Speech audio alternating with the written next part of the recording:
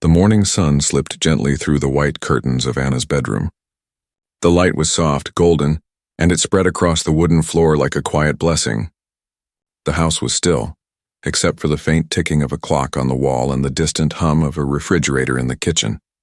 Anna sat at the small round table near the window, her hands wrapped around a warm cup of tea. The steam rose slowly, curling into the air. She looked out at the quiet street where nothing much ever happened. It was peaceful, calm. Maybe too calm. Her husband, Daniel, was already gone for work. He always left early.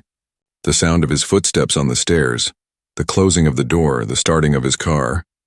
It had all happened like a routine she could predict without even opening her eyes. Daniel was a good man, she always told herself. He was kind, hardworking, never cruel. He brought her flowers sometimes, remembered her birthday, and always made sure bills were paid. Yet inside her chest, something was missing. She couldn't name it. She only felt it in the silence after Daniel left. The empty chair across the table seemed to remind her of it every morning. The house was beautiful, the life was stable, but her heart often felt like it was asleep. Anna sighed and placed the cup down. The faint clink of porcelain against wood echoed a little too loudly in the quiet room. She walked to the sink, washed the cup, and stared out of the kitchen window. The backyard looked the same as always, the grass trimmed, the fence neat, the garden small but tidy. But in her mind she longed for something different. Something that made her feel alive again. She remembered the early days of her marriage, when she and Daniel laughed late into the night, whispering dreams to each other under the covers. But years had passed. Daniel's work grew heavier. Their conversations grew shorter. Their laughter faded into polite exchanges. She couldn't even remember the last time he had held her face in his hands and told her she was beautiful. She touched her cheek softly, as if searching for that missing warmth. The clock ticked again. The sound was steady, merciless, reminding her how slow time moved inside the house when she was alone. She opened the window a little, letting the fresh morning air in. Somewhere in the distance a bird sang. For a moment she closed her eyes and imagined a different kind of morning. A morning where someone looked into her eyes, noticed the small details, asked her how she really felt. She shook her head quickly, pushing away the thought. Daniel was a good man. She should not complain. Many women would dream of a husband like him, stable, responsible, loyal. She told herself this truth every day. But the hollow space inside her did not disappear. The doorbell rang suddenly. The sound broke through the quiet like a small shock. Anna blinked, startled. No one usually visited this early. She wiped her hands on her apron and walked toward the door. Her heart beat a little faster, though she didn't know why. Maybe it was only the mailman or maybe a neighbor needing something. As she opened the door, the sunlight from outside spilled into the hallway, bright and warm, and there he was. A man stood with a small toolbox in his hand, his shirt slightly dusted with sawdust. He had kind eyes, steady hands, and a smile that reached his face in a way Anna hadn't seen in years. He spoke in a calm voice. "Good morning. I'm here to fix the shelves." Anna froze for a moment, caught off guard. She had almost forgotten about the repair request Daniel had made weeks ago. She nodded, stepping aside to let him in. As the man entered, the house felt different. The silence shifted. The air carried a new weight, a new warmth. Anna didn't know why her heart skipped a beat, but she knew this morning would not be like the others. The knock on the door still echoed in Anna's ears as the man stepped inside. He carried a wooden toolbox, its handle worn smooth from years of use. His clothes smelled faintly of fresh timber and sun, a scent that immediately filled the quiet hallway with something new, something alive. Anna guided him toward the living room where the shelves had been leaning dangerously to one side. Daniel had mentioned them many times, promising to fix them himself, but he never had the time. Work always came first. That was why he had finally called for help. The carpenter placed his box down gently, then crouched near the shelves. His hands were strong, steady, but gentle too, as if even the wood trusted his touch. Anna stood nearby, watching him quietly. There was nothing unusual about a man doing his work, and yet she couldn't look away. "Don't worry," he said with a smile, glancing at her for just a moment. "It won't take long. They'll be stronger than new." His voice was low and calm, carrying a quiet confidence. Anna felt something stir inside her, something she hadn't felt in a long time. She nodded, unsure what to say. Thank you. My husband has been meaning to get to it, but he's very busy. The carpenter gave a small chuckle, hammer resting in his hand. That's how it is for many people. Always busy. Never enough hours in the day. Anna pressed her lips together, surprised at how true his words sounded. She had said the same thing to herself many times, but it felt different coming from him. As he began his work, the room filled with new sounds, the scrape of wood, the soft clink of nails, the slow rhythm of a hammer against wood. These sounds blended with the ticking clock, creating a new kind of music in the house, a music that felt alive, not empty. Anna went to the kitchen to bring him a glass of water. When she returned, he paused and accepted it with a smile. His fingers brushed lightly against hers as he took the glass. It was only a second, nothing more, but it made her heart race in a way she didn't expect. She quickly turned her gaze away, embarrassed by the warmth rushing to her cheeks. So, he asked casually as he drank, do you like this neighborhood? The question was simple, ordinary, but his eyes were focused on her, waiting, listening. She felt he was asking more than just about the street or the houses. She hesitated before answering. It's quiet, she said softly. Sometimes too quiet. He tilted his head slightly as if he understood. Then he smiled again, a smile that wasn't just polite, it was genuine. Warm. Anna found herself smiling back without thinking. The shelves creaked as he worked, and she sat nearby pretending to read a magazine but not turning a single page. Her eyes kept drifting back to him. She noticed the way his brow furrowed in concentration, the way his hands moved with skill, the way he seemed to belong in the space as if he had always been there. Time moved differently that morning. The minutes didn't drag like they usually did when she was alone. Instead, they flowed easily, softly, as if each second carried something new. When he finally finished, he stood and wiped his hands on a cloth. The shelves looked stronger, straighter, almost perfect. All done, he said. See? Good as new. Anna stood and touched the wood with her fingertips. Yes, better than new, she whispered, though she wasn't just talking about the shelves. Their eyes met.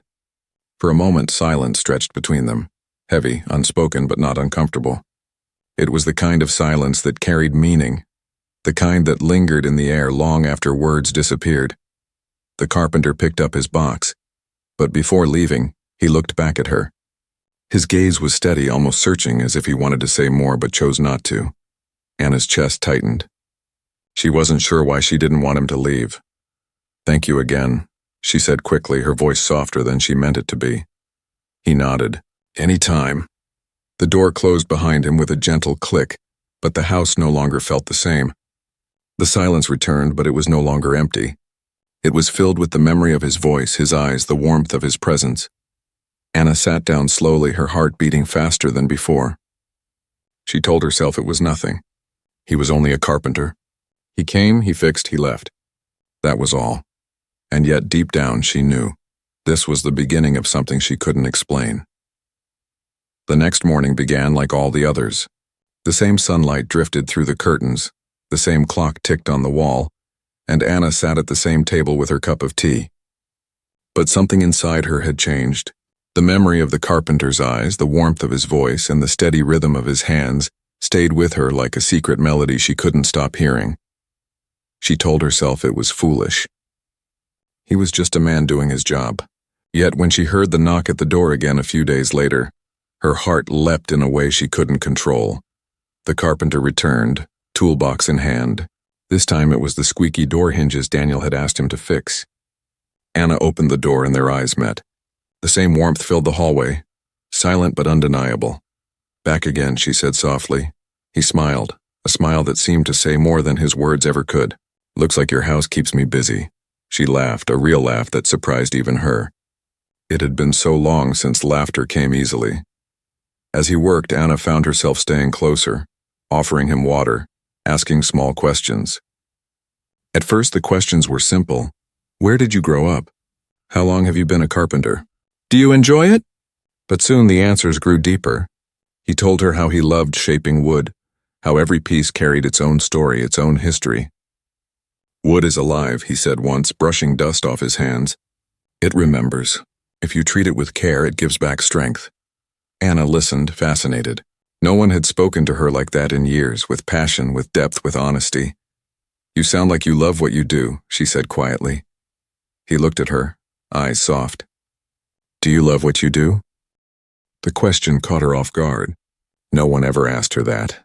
Daniel never asked.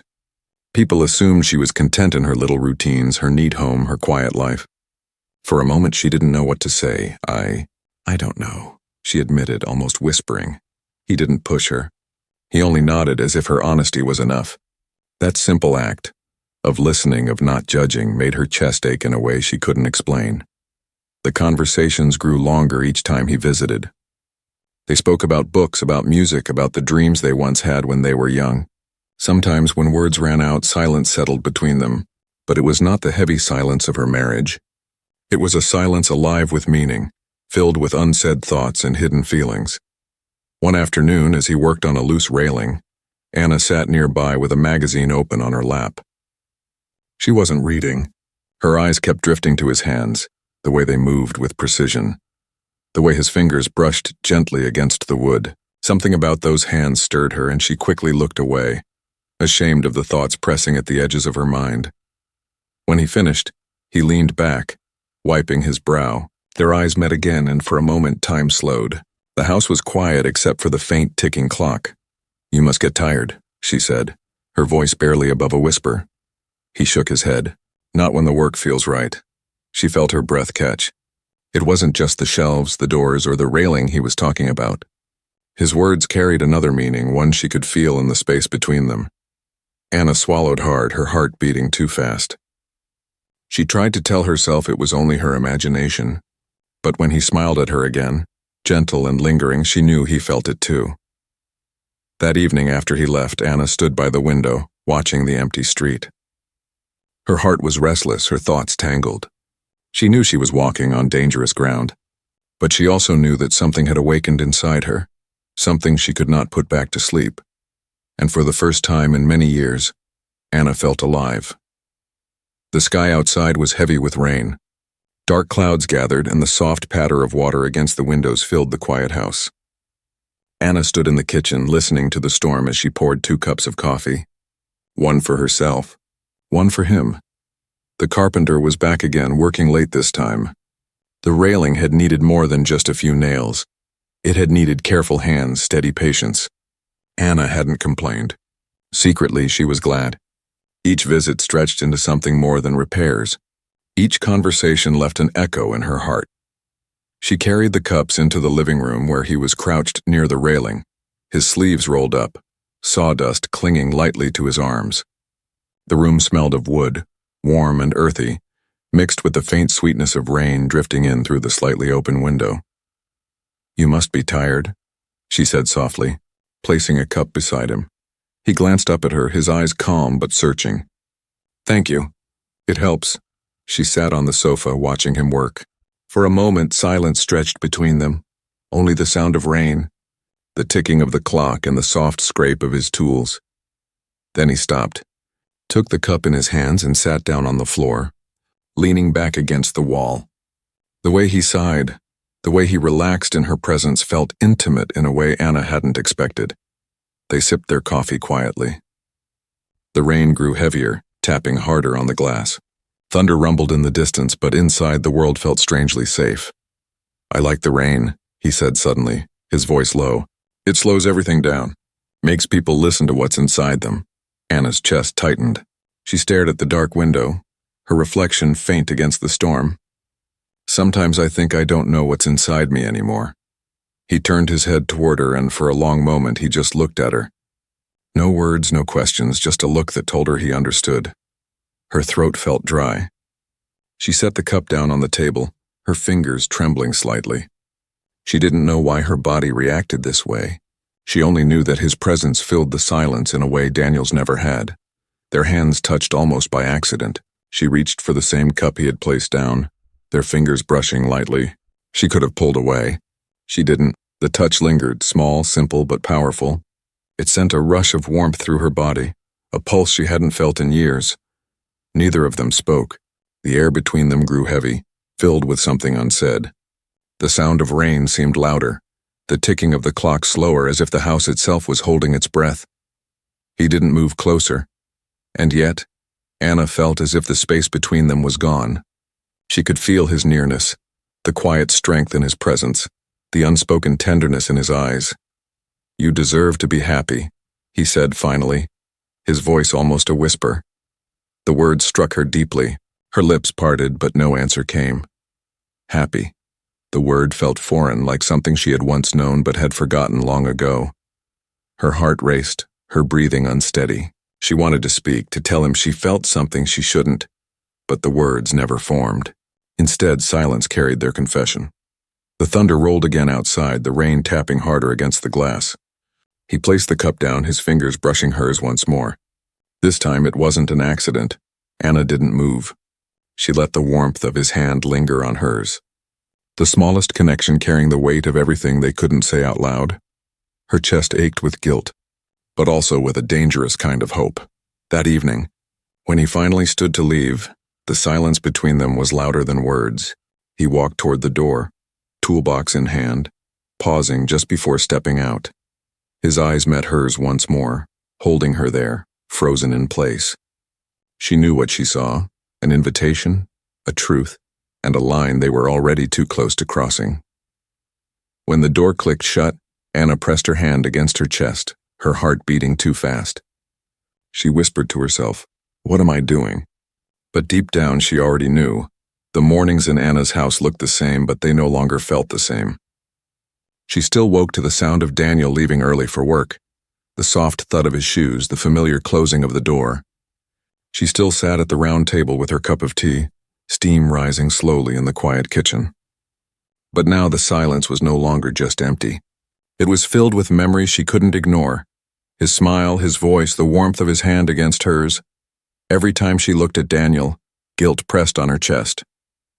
He wasn't cruel, he wasn't unkind. He was steady, predictable, safe.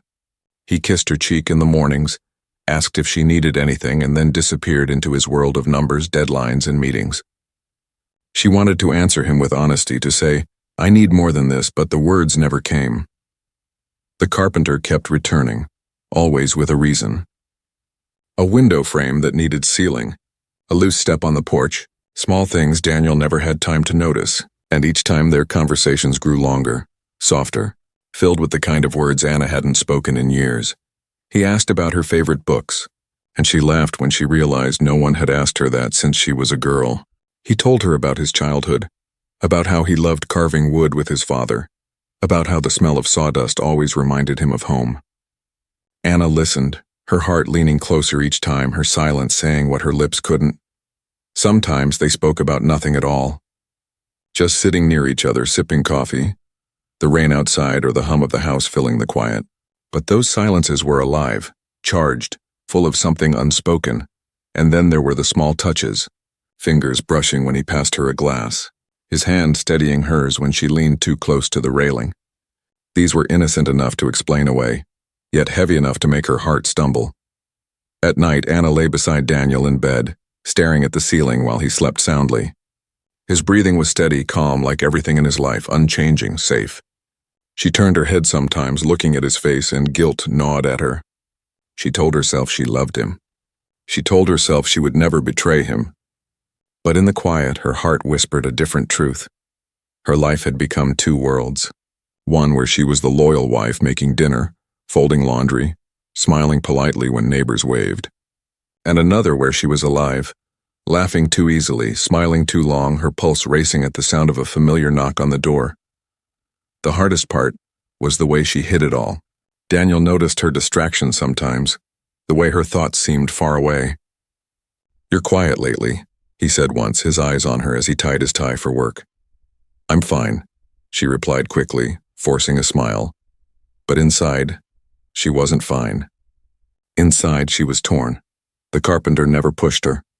He never asked for more, but his eyes, his pauses, his quiet words carried meaning she couldn't deny. He made her feel seen, alive, as if every detail about her mattered.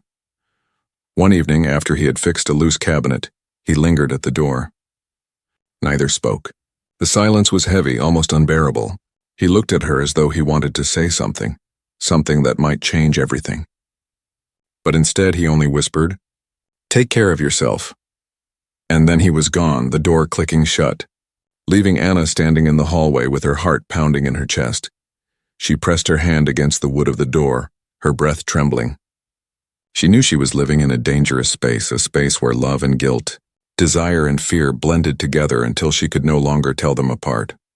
Anna whispered into the empty house, "What am I becoming?" But the silence, heavy and filled with longing, gave no answer. The air in the house had changed. Anna felt it before Daniel ever said a word. For weeks, she had tried to live carefully between two worlds, smiling at her husband during dinner, laughing at his small jokes, pretending the house was just as it had always been. But Daniel was not blind. He noticed the small cracks, the way her eyes drifted when he spoke, the way she touched her hair nervously when the doorbell rang, the way her smile seemed different. One evening, as the sun dipped low and shadows stretched across the living room, Daniel stood by the window, his tie loosened after a long day at work. His voice was calm but edged with something sharp. "You've been distant, Anna," he said, not turning to look at her. "Is there something you're not telling me?" Anna froze. The teacup in her hand trembled slightly. She forced a small smile. "I'm just tired. That's all." But Daniel turned then, his eyes narrowing. "Tired?" He studied her face, the way she avoided his gaze. Or distracted. Her throat tightened. She wanted to deny it, to push the question away, but her silence only deepened his suspicion. The next day, when the carpenter came again, this time to finish repairing the porch step, Anna felt Daniel's eyes on her even though he had already left for work. She carried the weight of his doubt in her chest, every heartbeat reminding her of the risk she was taking. The carpenter noticed too. As he worked, he glanced at her, sensing the heaviness in her silence. "You look troubled," he said gently. Anna swallowed hard. "He knows something is different." The carpenter paused, his hammer resting in his hand. His eyes softened. "Anna, this path we're walking, it can't stay hidden forever." Her chest ached at his words. She knew he was right, yet the thought of losing him, of returning to the cold quiet of her old life, terrified her. "I don't want to lose this," she whispered. He didn't move closer, but his voice carried the weight of a truth she couldn't ignore. "You deserve a life that feels real. Not half a life." That night, Daniel returned home earlier than usual.